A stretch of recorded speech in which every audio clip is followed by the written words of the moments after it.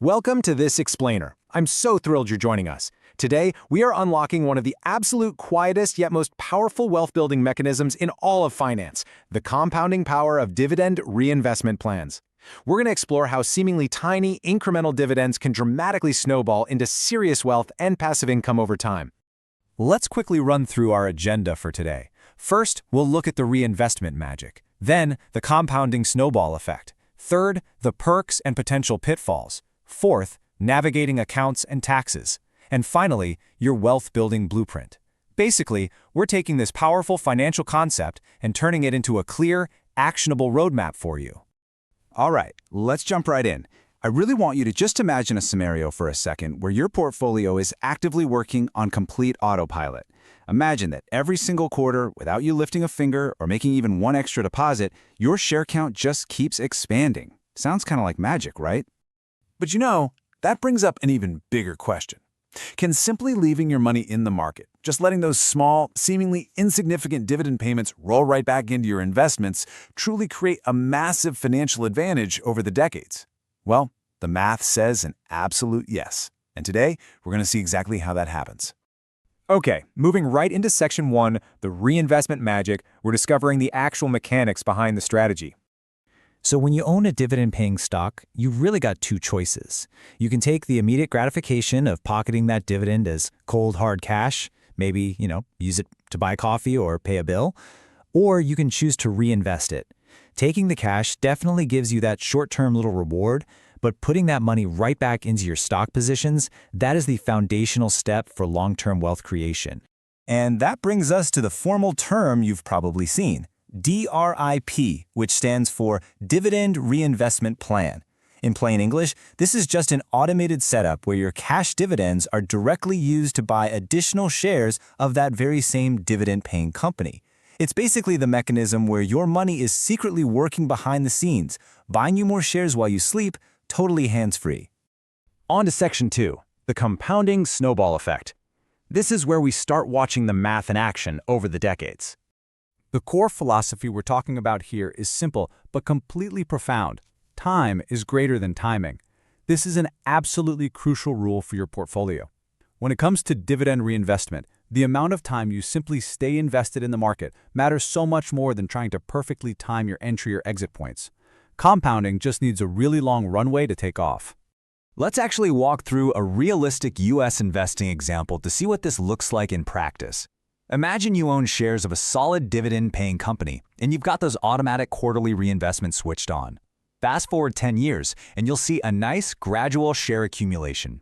It feels a bit slow, sure, but it's definitely working. Fast forward to 20 years, now you hit a real tipping point with accelerated share and income growth. And by year 30, we're talking massive, incredible portfolio expansion.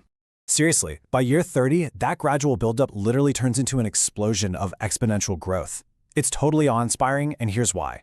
You aren't just earning dividends on your original investment anymore. Actually, think of it like this. Every single new share you earned along the way, it's now earning its own dividends, which then buy even more shares. That is the compounding snowball in its absolute purest form. All right, Section 3, perks and potential pitfalls. Let's weigh those massive benefits against some very realistic risks. Look, the biggest draw here is that this is the ultimate set-it-and-forget-it wealth builder. Because you're consistently buying shares every quarter regardless of what the price is, you are naturally dollar-cost averaging. This completely hands-free approach drives passive wealth accumulation and continuous compound growth. And since there's zero manual reinvestment needed from you, your assets just seamlessly generate increased future income, which drives potentially much higher total returns over time. But hey, let's have some real talk about the risks for a second.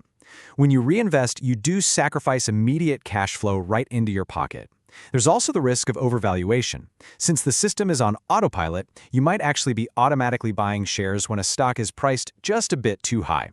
Plus, we can't forget that market volatility can swing your underlying value, and companies can always reduce or cut their dividend payouts out of nowhere.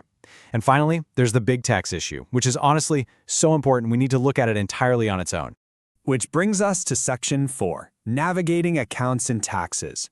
We're going to see how the snowball rolls completely differently depending on where it lives. Okay, the absolute most crucial point here is this: beware the tax drag. You might naturally think, hey, because I never physically touched that dividend cash, I don't owe taxes on it, right? Well, the IRS disagrees. In a standard taxable account, you very well might owe taxes annually on those reinvested dividends. And over the decades, having to pay those taxes out of pocket can seriously drag down your long-term returns.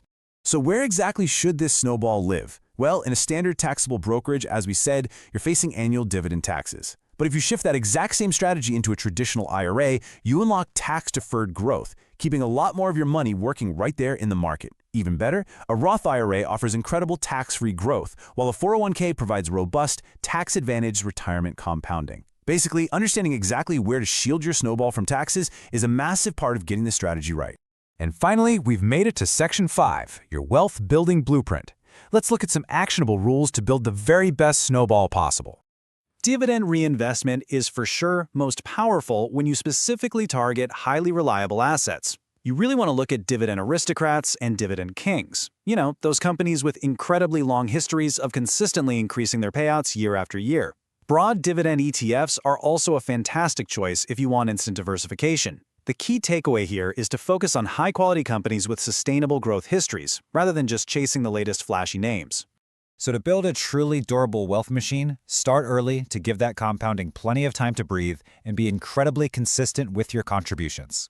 Keep the engine humming by reinvesting every single dividend, but make sure you protect yourself by diversifying across various sectors. And instead of chasing those unusually high yields, which, let's be honest, are often a giant red warning sign of an unsustainable payout, focus heavily on sustainable dividend growth. And above all else, just remember to stay invested, even when the market takes a dip. I want to leave you today with this super powerful mantra. Dividend reinvestment isn't a get-rich-quick scheme. It is a get-wealthy-patiently strategy. Patience, consistency, and the sheer mathematical power of compound growth are your ultimate keys to increasing your portfolio value and securing real future passive income. So I have to ask, take a hard look at your own portfolio right now. Are your dividends truly working as hard as you are? Thank you so much for joining me for this explainer, and keep that snowball rolling.